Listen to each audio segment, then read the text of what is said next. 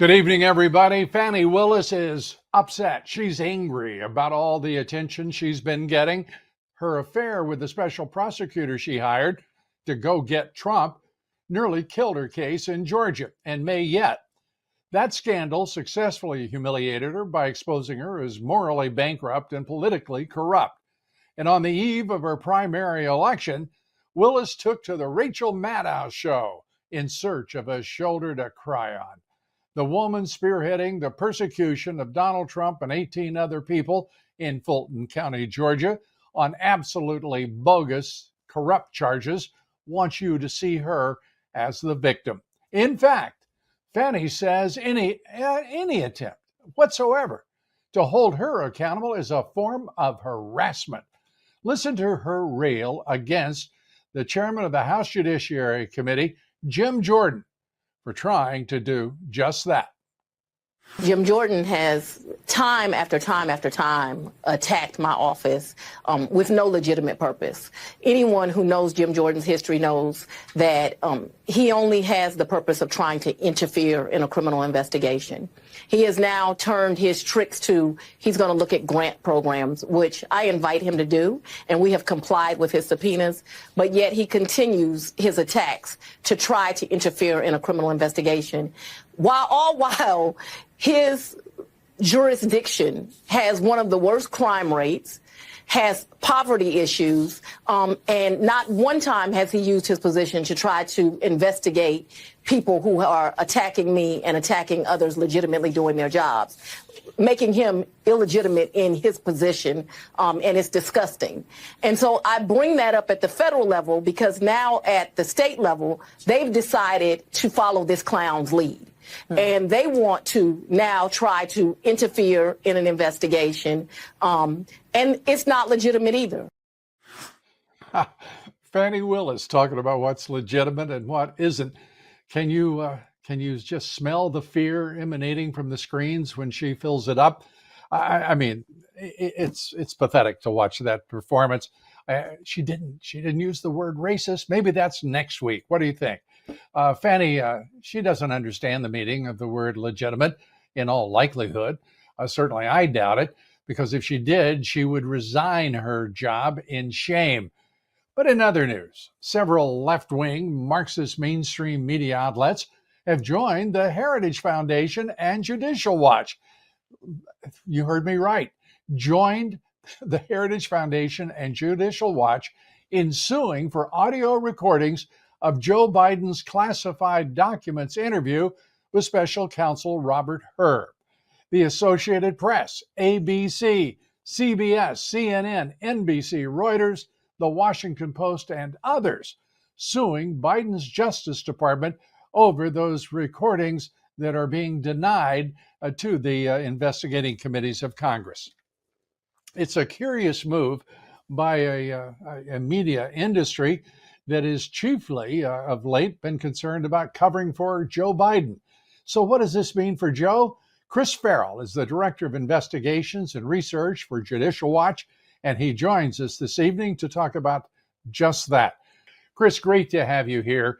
I have to say, in all seriousness, that it's really unusual to see Judicial Watch and Heritage linked up with some of the most prominent names in left-wing corporate media. Well, even the wrong people can do the right thing. And in this case, they're looking at stumbling, bumbling Joe Biden and a frantic effort on the part of the White House to prevent the audio being released of his interview with Special Prosecutor Hur. The transcript is one thing. That's kind of plain vanilla, and they probably cleaned up the language and the uhs and the ums and the say that again and all the other kind of conversational colloquy back and forth. But actually hearing the audio of Joe Biden, I think the White House is terrified of that happening. But it's irresistible. Right. It's irresistible even to the lefty media. It's if it bleeds, it leads, and this is sort of a car wreck type thing that the media cannot turn its eyes away from. Well, and I also take seriously a very, there's an opportunity here. If there is still an ability for left-wing organizations to join up with news, with Judicial Watch and also with the Heritage Foundation, there's an opportunity for us to remember that there is a Constitution that protects us all, that is important for us all to enforce. And I'm delighted to see the partnership amongst all of those organizations, Judicial Watch and Heritage, because of the potential that it represents. But also what it represents is an absolute credibility gap for the Biden administration. We know that that transcript couldn't possibly be accurate because it doesn't in any way comport to Biden's patterns of speech, his previous oral statements. We know that that thing has been cleaned up beyond a doubt, right? Absolutely. Yeah. I mean, who knows what kind of rambling stories, of cannibalism and God knows what else Right. he may have diverted off into telling his tales of, what he did 20 years ago, or, it is, if you've watched Biden and you've seen him in action, and we all have, going all the way back to his days in the Senate, you know that rhetorically he is all over the map.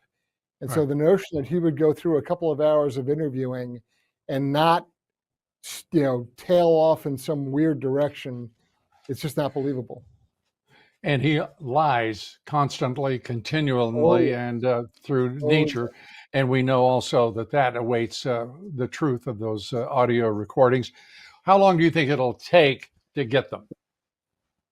yeah. I think it will be a summer-long battle, and I think that they will come out before the election, but there's going to be a tooth and nail fight over it. And I think eventually, before a court ever rules on it, I think that the drumbeat of public opinion and negative coverage will actually compel the White House to decide to release them before any court ever makes a decision.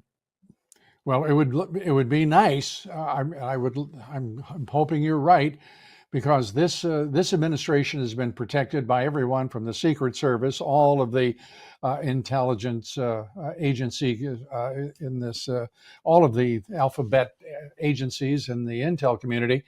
Yep. I'm just not sure that these people really have any way to respond to popular opinion, because they know what they're doing is destructive. With every one of their policies, they do not change. As a matter of fact, I think it's one of the leading indicators about just how much trouble they're in. If we start seeing them change policy, actually change policy, not into this showboat nonsense sham like wanting to do a bipartisan border bill, but I Right. mean significantly change their policies, then we'll know how much trouble Joe Biden is in. And I think this might be one of the test windows as well, as you suggest. Uh, where are we right now, in your judgment, in bringing any kind of any semblance of a press that will challenge the Biden White House? Because we don't see it day in and day out.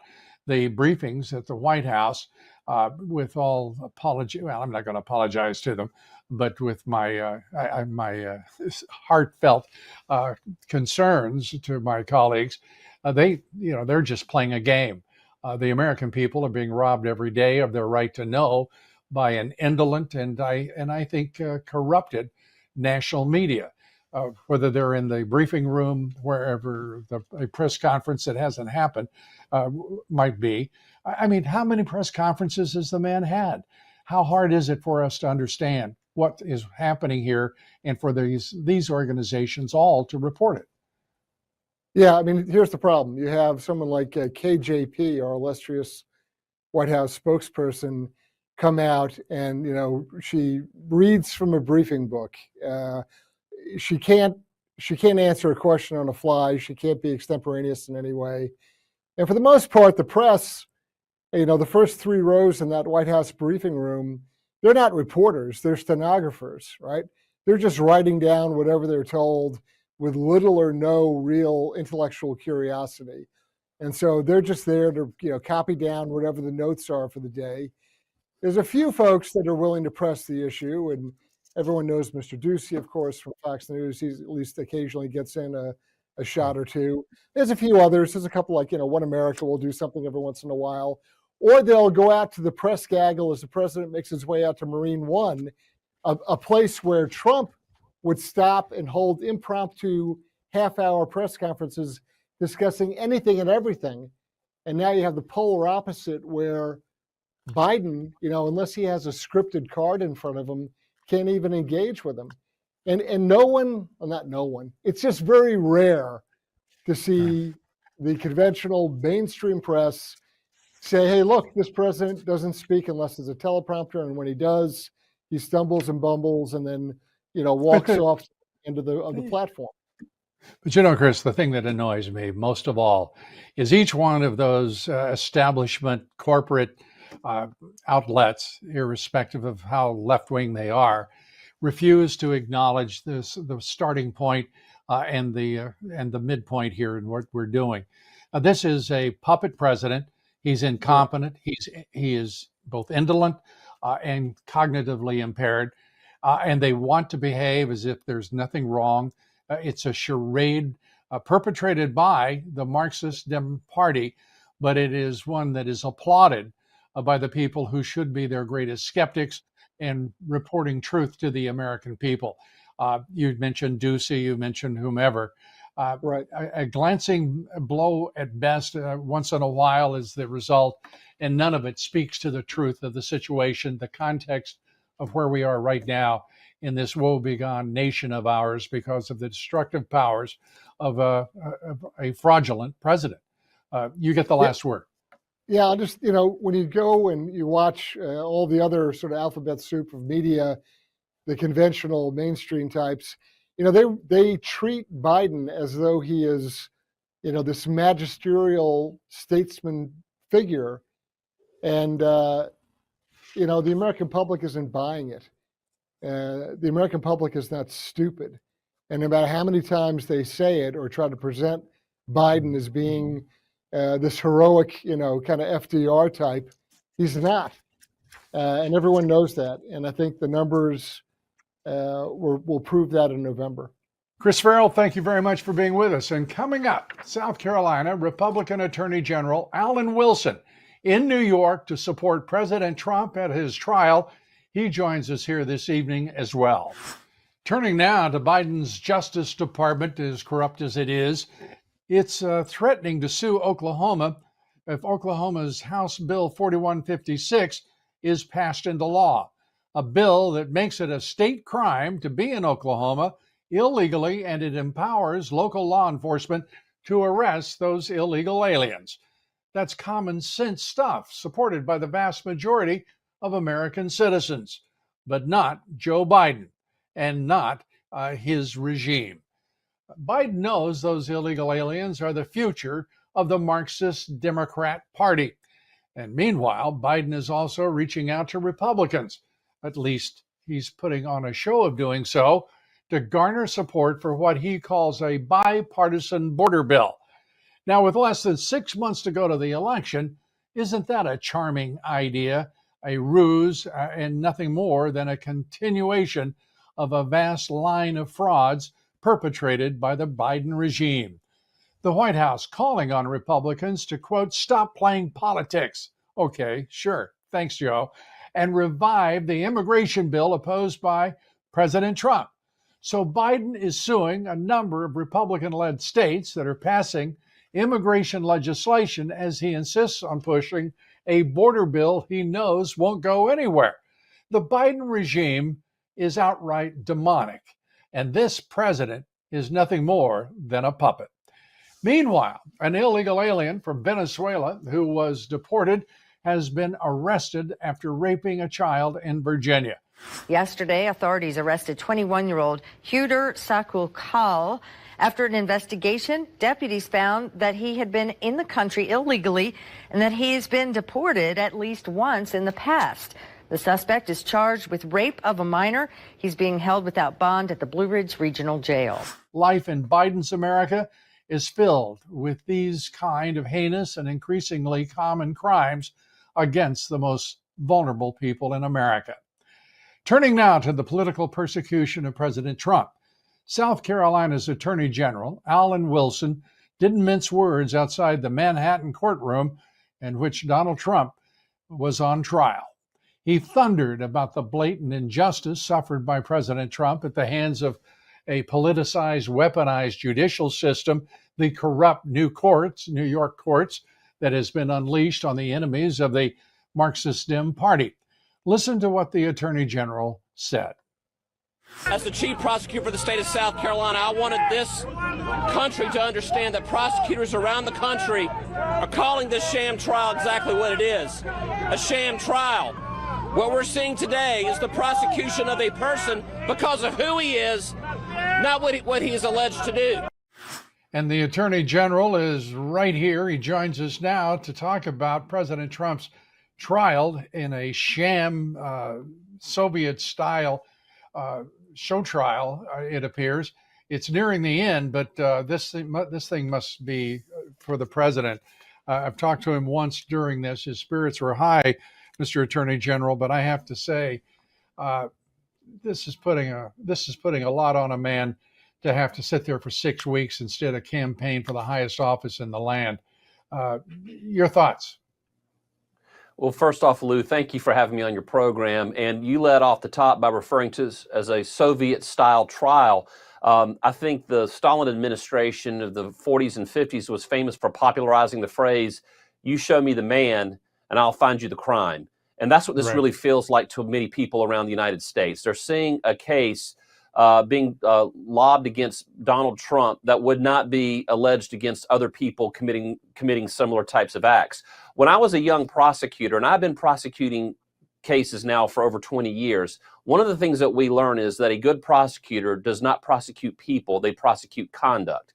And what that really means is that you don't look at a person, you look at the conduct. If you were to substitute Donald Trump for anyone else, the facts of this case would not be being prosecuted by this prosecution agency in New York right now. And that was really what is kind of galling to many prosecutors around the country like myself. Well, Alan Wilson is right. I mean, Stalin famously said, show me the man, I'll show you the crime. It's that straightforward. And there's no outrage in your profession being an attorney, the legal profession. The prosecutorial and judicial offices of this country are mute on this persecution of President Trump that's now in its 9th year.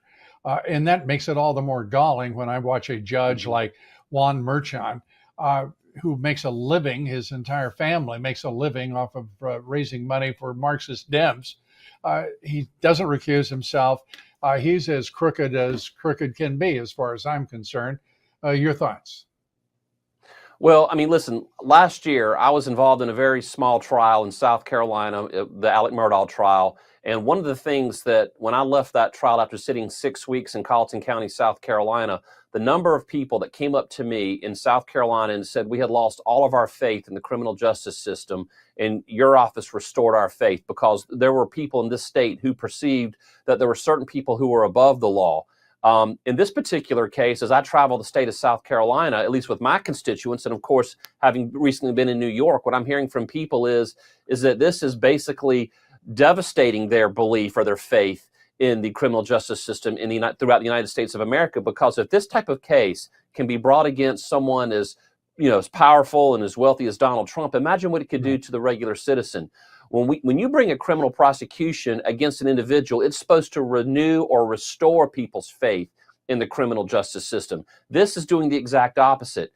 Lou, yesterday, I stood out there in front of that press scrum out there in front of this courthouse, and there were, probably 20 or 30 news agencies out there, and there were probably 50 or 60 protesters, and these people were trying to shout us down. The level of vitriol and hatred for Donald Trump was palpable out there.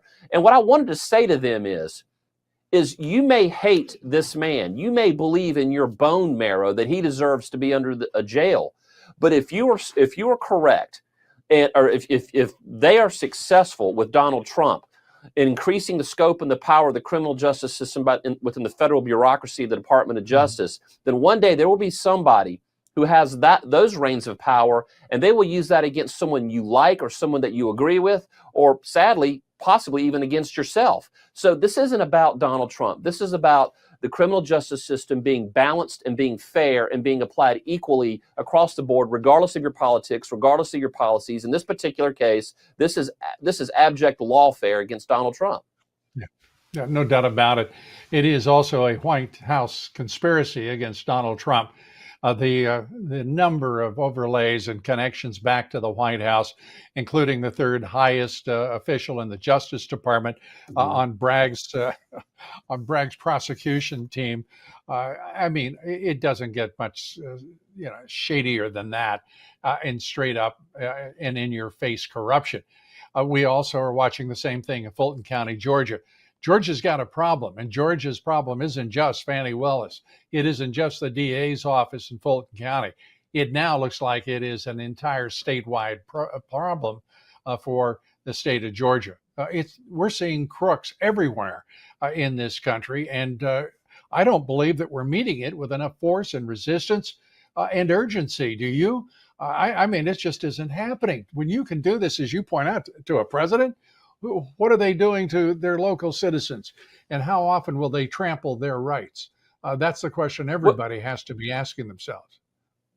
Well, Lou, you're absolutely right in your statement. And I'll just say one of the reasons I decided to go up there to support the president is, as the chief prosecutor of the state, I wanted the president to see me as well as other attorneys general, and there have been a number that have gone up there, sitting behind him in a show of solidarity. And it's not just solidarity for Donald Trump.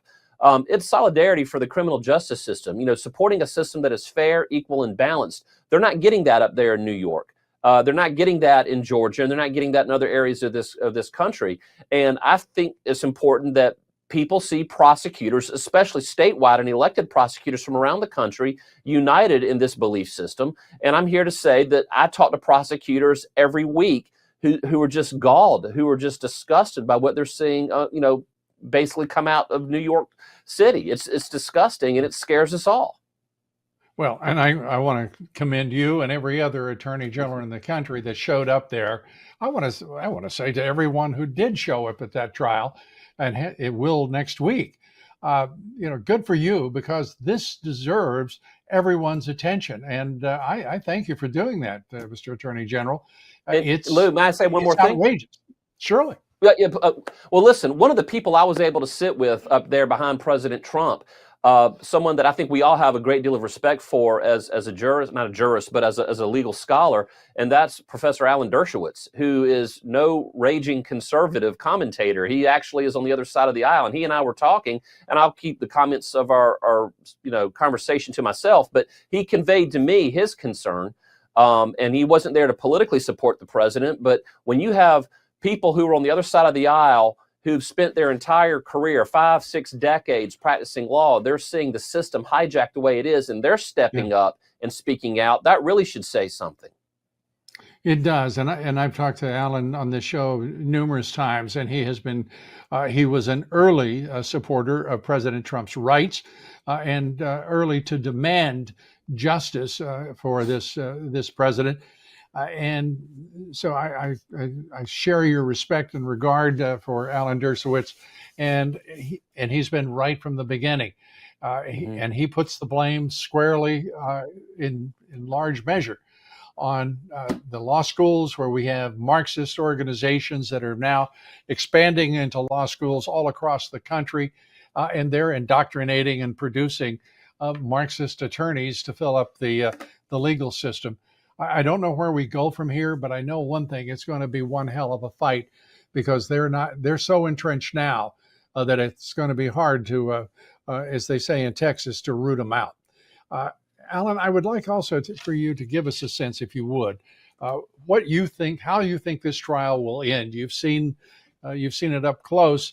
The jury, you've seen the judge, the defendant, of course, and the prosecutors. I'm pretty sure that Alvin Bragg is a prosecutor, and Letitia James is an attorney general, rushed to the courtroom to say hello to a fellow prosecutor. But your thoughts about how this trial ends? Well, I mean, look, your guess is as good as mine. I mean, one of the things I will say is I was able to see the president, in close quarters with his supporters in the back room. We met him early that morning outside of Trump Tower and followed him in the motorcade. And I was just so impressed with how calm he was and how cool he was about the whole thing. I mean, the amount of pressure that must be on that individual. Not only is he the presumptive nominee for the Republican nomination for president of the United States, but he is a defendant in 4 criminal trials that are ongoing right now. And for him to be as calm and collected as he is very reassuring to me. But when I was in there, I was very impressed with the competency of his counsel. Obviously, he's getting good legal counsel. I questioned some of the decisions that the judge made in keeping certain pieces of information and evidence out under various rules of evidence. That was not what I would have expected to happen. I'm not saying that I'm not calling into question the integrity of the judge, but I certainly found it questionable. At the end of the day, the outcome of this case is going to reverberate across this nation. And what happens at the end of this case is going to leave an indelible mark on this country for generations to come. And to the people out there who want to see Donald Trump in jail and who want to see this conviction go forward, beware what you ask for, because you just might get it one day. There's that old famous saying that people get the government they deserve, good and hard. And if this case comes out any other way but an acquittal, then we're going to get what we deserve as a country, and we're going to get it good and hard. Yeah, and I have the pleasure of being committed to the First Amendment and a beneficiary of same, just like every American. So I will say, free of some of the constraints you might operate under as a officer of the court, as a prosecutor, I question Juan Merchant's integrity every day. I question Alvin Bragg's integrity every day. By the way, I question it strong and hard, believe me. I appreciate you being with us, Alan Wilson, Attorney General of the great state of South Carolina, and I look forward to our next conversation. And thank you again for supporting President Trump in this outrageous Soviet-style trial that the New York judiciary and Marxist-Dem Party have visited upon him. Thanks so much. Appreciate it. Thank you, Lou.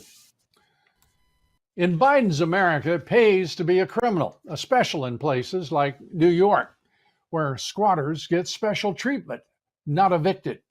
New York City Council member Camilla Hanks wants to coddle those squatters by removing them while providing at the same time government-paid housing. It would create a, quote, interagency task force to get it all done. But in practice, this amounts to a wealth transfer from productive members of society to leeches and bureaucrats who distribute and receive the money. Turning now to happier news, much happier news. Mike Lindell, as you know, has a passion to help you get the best sleep of your life, and he's not kidding around. After he invented the world's best pillow, he then created the famous Giza Dream Sheets. They are the best sheets you will ever sleep on. My wife and I have been sleeping on Giza sheets for years. Your best night's sleep is also getting even better. For a limited time, you will get a queen size set, $59.98. King size, just $10 more. The lowest prices for Giza sheets in history. Mike and My Pillow employees continue to be canceled by big box stores. They're attacked by the media, the left-wing media, corporate media, you name it. And they appreciate all of your great support for them during these times and want to thank you by giving you free shipping on your entire order today. To get the best specials ever, go to mypillow.com or call 800-977-9152 and use promo code Dobbs. That's DOBBS. You get the famous Giza Dream Sheets, queen size for only $59.98 and king size just $10 more. So call 800-977-9152 or go to mypillow.com, promo code Dobbs to get free shipping on your entire order today. You'll be glad you did. And please join us for my podcast, The Great America Show, each day. The Pentagon's diversity, equity, and inclusion programs have made our military far less effective, far more divided. And now the House Oversight Committee has launched an investigation into just how deeply the military's rot goes. In a letter to Defense Secretary Lloyd Austin, the committee wrote that, quote, under the guise of diversity, equity, and inclusion, DEI, promotions are being awarded based on sex, gender, ethnicity, and race at the expense of merit. DEI also does nothing to improve the capabilities or the survivability of our troops. And that matters because we're now living through one of the most perilous periods of global instability in modern history. Divided, we're weak and we're vulnerable. Division is about the only thing that DEI delivers. Joining us now is Paul Vallely, a retired U.S. Army Major General, the founder of the group Stand Up America, also the author of Invisible Treason in America. Paul, great to have you with us, and I want to turn to, if we may, to begin, the House Oversight announcing an investigation of the U.S. military and the impact of diversity, equity, and inclusion. I want to get your thoughts on that. I also want to get your thoughts on the fact that the U.S. military right now has fewer people in it in uniform than we did before Pearl Harbor. And to me, that is a stunning situation. Your thoughts? Well, the U.S. military, the Defense Department, that we're going to rename for Trump, by the way, to the Department of the Armed Forces of America. We're working on a plan for him right now. But this wokeness, this CRT, LBGQ, transgender, and really it started with Obama, who scorched about 120 senior officers. And so what we have now are Obama generals and admirals who are all woke. There's none of them standing up. Readiness is down, re-enlistments are down, and we can't get people to go into the military now because of that situation. Nobody wants to join, and a lot of them were set back by when we surrendered in Afghanistan. We're depleting our equipment as we ammunition and so on to support Ukraine as well as Israel. But we don't have the generals and admirals, the Patton types that we need today, or the MacArthur types. Yeah. You know, what type, I want to ask you this, what type of person do you think is a general today? I've met a number of generals, admirals. I've talked to a couple of the commandants of particularly the West Point. And I have to tell you, I feel like I'm dealing with clerics, or I'm dealing with academics rather than, or corporatists, rather than generals. And that is the sense I get. Who are these people and where did they come from? Well, again, you go back to politicizing the military under Clinton and Wesley Clark, that whole situation, which you remember, and then led to a very strengthening force. Under Reagan, who I served under, was just great. And then we get these Obamas who wants to change America forever. No clue about the military as far as that's concerned. And these new generals and admirals have all bought into it. Look what's happened at West Point, the Air Force Academy. It's just terrible what they're teaching up there. And that's why we formed the MacArthur Society to counter what was happening at West Point. But it's shameful that we don't have these generals and admirals, none of them. We can't find one 4-star, Lou, that will stand up against what's happening of moving all these social programs into the military rather than focusing on skill training, recruiting, and building the force back to what it was before. It is deeply troubling to everyone who knows, has some inkling of what's happening in those academies. I've actually asked two commandants separately, do you ever teach about what it means not to achieve victory? Do you ever teach in your warrior class, do you ever teach how to handle a defeat? Because defeats do happen. History is replete with those examples, and not one of them did. And there's the old saw: we learn from our mistakes perhaps more readily than we do from our successes. I just find the attitude peculiar for a war-fighting machine that that was reduced at one point by the U.S. Navy to in their commercials, they would no longer say that the United States Navy was a force for America. No, they said they were a force for good. Sort of, euphemistic, abstract, and ambiguous rather than direct. And unfortunately, I think that is an attitude that has just simply overwhelmed the branches of all branches of the service. Well, another thing, back in the late 80s, where a lot of this started, West Point, when I was there, we had all uniformed instructors.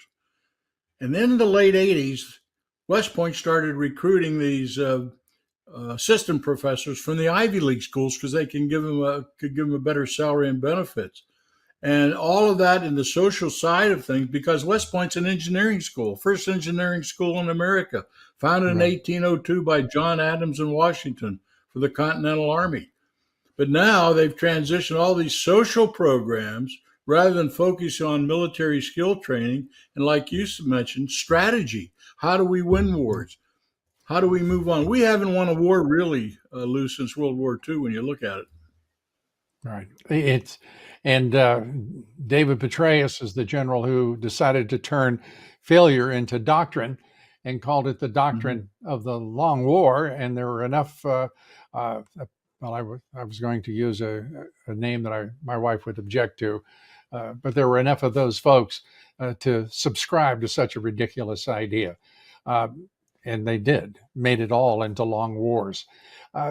We appreciate you being with us. I want to talk to you about your book here in terms of the invisible treason in America very quickly as we're wrapping up.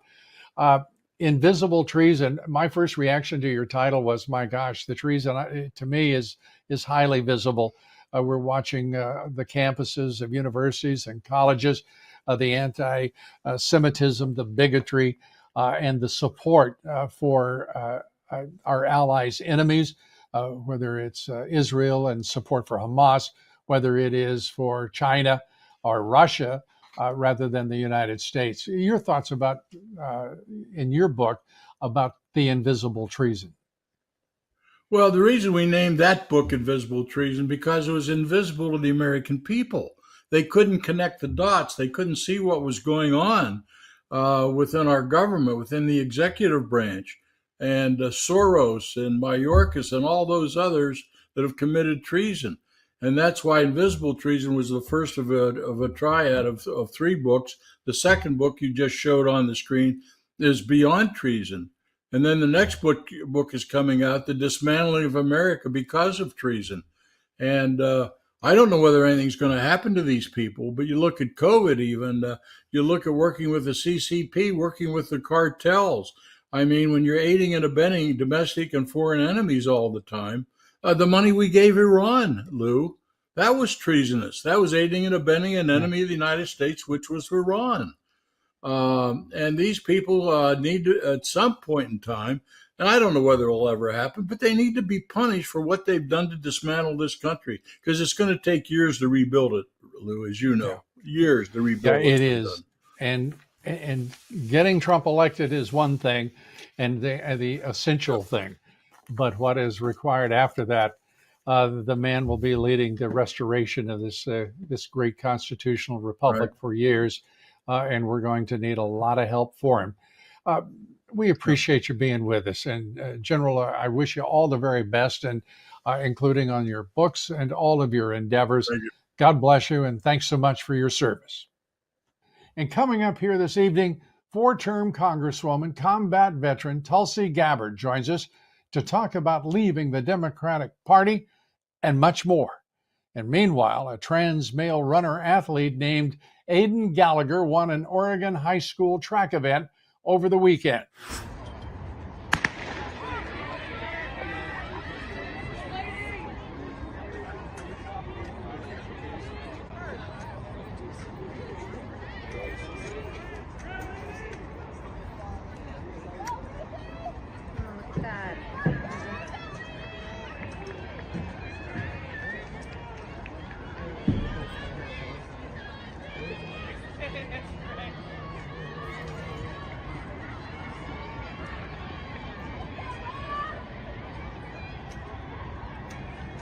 see who comes around the corner first.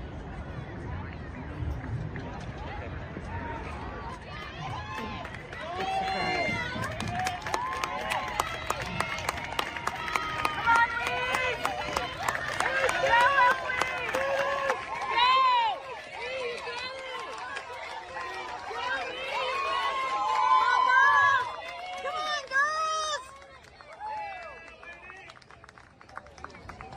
The female athletes were devastated and frustrated, of course.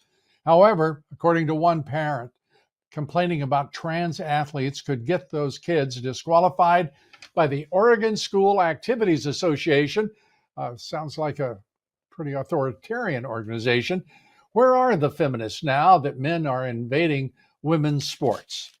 In other news, researchers at the University of New Mexico found that cancer-causing chemicals in virtually all male testicles. How is that? Microplastics that enter our bodies through everything from plastic silverware to plastic bottles to plastic products of all kinds in all walks of life and functions. Well, it's not clear what anyone can do about it. The researchers advise people to quit microwaving food in plastic containers as a good first start. Illegal aliens, like just about everyone else, are paying close attention now to all of the poll numbers coming up for the election on November 5th. The New York Post reports, in fact, that illegal aliens are now rushing to the southern border because they're afraid President Trump is going to win in November. Now, they've been rushing for years under Biden, so I'm not quite sure if that we can correlate these things, but we're doing it. Meanwhile, the Biden White House didn't take kindly to being asked if Biden would be using performance-enhancing drugs to get ready for a debate with President Trump. When a Politico reporter, jokingly, it is said, asked that question, the White House responded with a long, angry, and bizarre statement about Biden's greatness. Long, angry, bizarre? I mean, those are statements that are Joe Biden-esque. Notably, however, the White House refused to either confirm or deny whether Joe would be hopped up on stimulants for another duel with President Trump. Democrats take jokes about as well as they govern. They've completely lost the plot in every conceivable way, and that's leaving a lot of moderate Democrats alienated from what was once a party that was committed to the welfare of American citizens. That party has been radically transformed. Tulsi Gabbard is a 4-term congresswoman. She is a combat veteran. She was once the rising star of the Democratic Party. But Tulsi has walked away since from that out-of-touch globalist cartel of intolerance and elitism. In her new book, For Love of Country, Leave the Democrat Party Behind, she takes readers through her political and personal odyssey. It's available now and already a bestseller, and we endorse it wholeheartedly and urge you to buy it. Tonight, we're pleased to have her with us, and welcome, Tulsi. And let's start first by congratulating you on your new book. And I love the title, I have to tell you, For Love of Country, and then Leaving the Democratic Party Behind. The two are, well, codependent, I guess I would say. You're thinking about the Democrat Party, first of all, that, well, caused you to move on. Yeah, first of all, Lou, thank you so much for having me. It's great to join you here today. And really, yes, the title of my book reflects the call to action that I am sharing with any and all who will listen, especially Democrats who are disenfranchised, who feel the same way that I have for some time, that the Democrat elite increasingly have taken the Democratic Party so far away from its roots to the point where it is actively undermining our fundamental rights and freedoms enshrined in the Constitution, and are destroying our Constitution in their insatiable hunger for more power.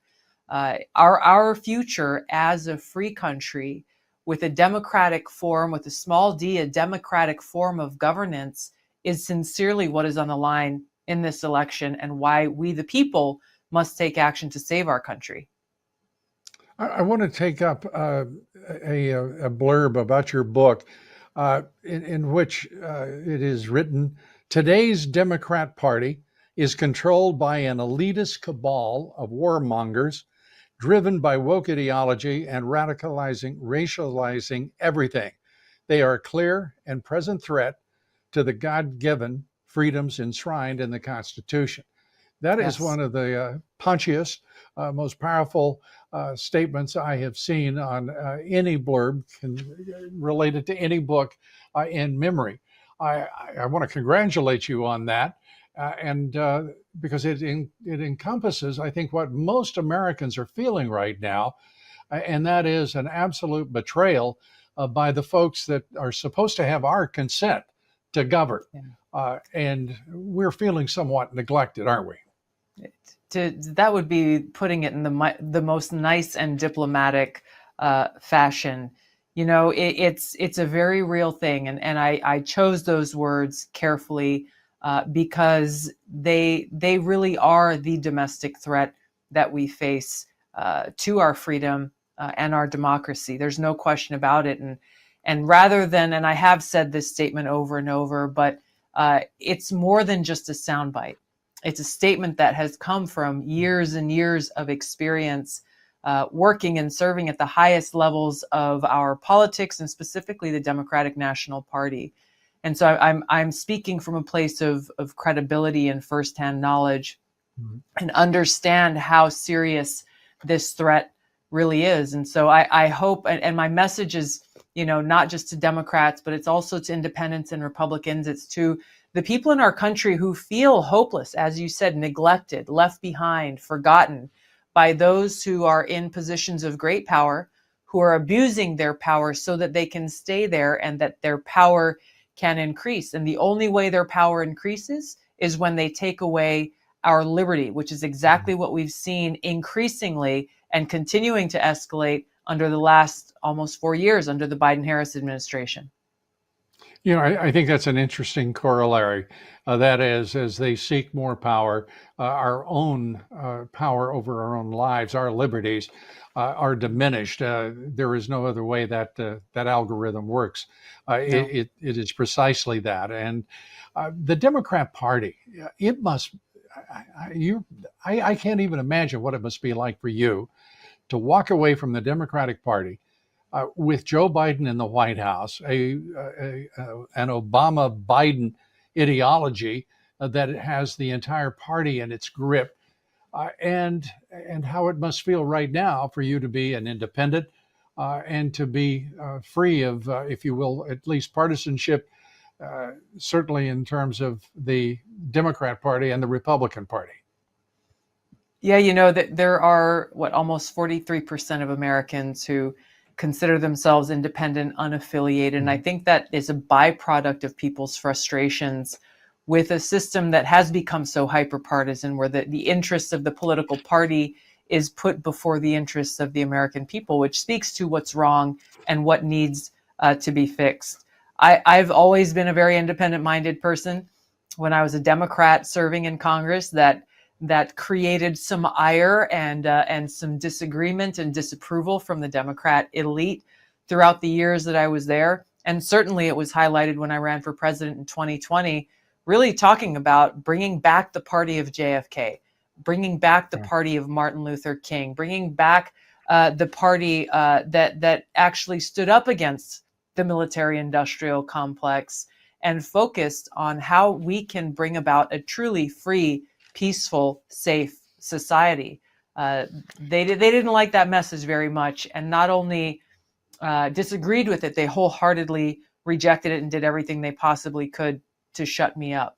I think the American people are smarter than they think they are, and if they weren't already awake, are now realizing how dangerous these people are to our freedom. Without question. And the American people are demonstrating both their resilience politically as well as their intelligence, independence, and as I'm sure you're well aware, independents and Republicans are voting overwhelmingly to be very serious about who will lead us come November 25th and then January 20th of 2025. And uniformly, the numbers are just huge majorities in both the independents and obviously Republicans. Your thoughts about who should be leading this country next year this time? I want to go back to something that you said, Lou, about how our government only exists with the consent of the governed. These are the words that came from our founding fathers. And I think a lot of people in the country really feel hopeless right now because of everything that's happening, that the powerful are so powerful. How do we, the people, even stand a chance?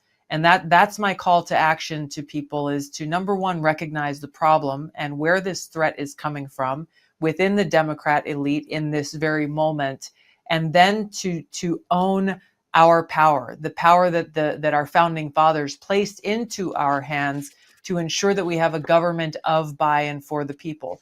So they will have a very clear choice. We will have a very clear choice before us on November 5th that every American needs to recognize, not as a Democrat, Independent, or Republican, but as an American. We must take a stand for freedom and to defend our freedoms and throw those who are abusing their power out of office. And very clearly, the head of that threat is President Biden and Kamala Harris. Thank you very much. And our inferences will carry us all the rest of the way in that answer to that question. Tulsi Gabbard, it's a great pleasure to have you with us. Come back soon. And again, I look forward to it. Best of luck on your Lou. book. Appreciate Thanks, it. Tulsi. Thank you. Well, turning now to a sad piece of nostalgia. Elvis Presley's iconic Tennessee home, Graceland, set to be sold off at a foreclosure auction this week. However, Elvis's granddaughter has temporarily blocked that sale with a restraining order. An injunction hearing will be held tomorrow. Well, turning now to a great deal. Mike Lindell, as you know, has a passion to help you get the best sleep of your life. And after he invented the world's best pillow, he created then the famous Giza Dream Sheets. They're the best sheets you will ever sleep on. Your best night's sleep getting even better. For a limited time, you get a queen size set of Giza sheets for $59.98. King size, just $10 more. Those the lowest prices in history. And Mike and MyPillow employees continue, of course, to be canceled by big box stores and attacked by the left-wing media. They appreciate all of your great support during these times and want to thank you by giving you free shipping on your entire order today. To get the best specials ever, go to mypillow.com or call 800-977-9152 and use promo code Dobbs. You get the famous Giza Dream Sheets, queen size for only $59.98, king size $10 more. So call 800-977-9152 or go to mypillow.com, promo code Dobbs, that's DOBBS, to get free shipment on your entire order today. And join us for my podcast, The Great America Show. Thanks for being with us this evening. Please join us tomorrow, 7 o'clock Eastern, 6 Central. Congressman Troy Nehls will be our guest tomorrow. Also joining us, a former official in the Reagan and George H.W. Bush administrations and Pentagons, Dr. Michael Pillsbury. Coming up right after this, the Lindell Report. Stay tuned. Thanks for being with us. Good night. God bless you, and God bless America.